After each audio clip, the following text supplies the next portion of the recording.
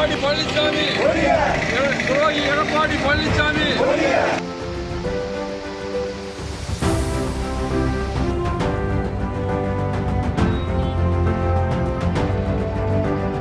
மாண்புமிகு ஓ பன்னீர்செல்வம் அவர்களின் அவர் ஏற்றுக்கொண்ட தலைமைக்கு என்றும் விசுவாசமாகவே இருந்தவர். அவரை அழிக்க வேண்டும் என்ற ஒரு குரோத எண்ணத்தில் துரோகி எடப்பாடி பழனிசாமி அவரை மிகவும் அரசியலை விட்டு விலக்க வேண்டும் என்ற ஒரு கொடூர எண்ணத்தில் அவரை மிகவும் தரந்தாழ்த்தி வந்தார்.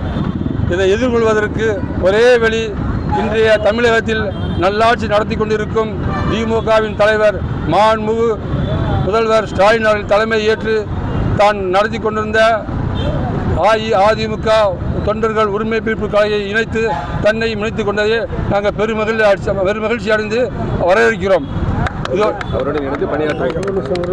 அவரோடு சேர்ந்து இங்கே நாங்கள் கொண்டாற்றுவோம்.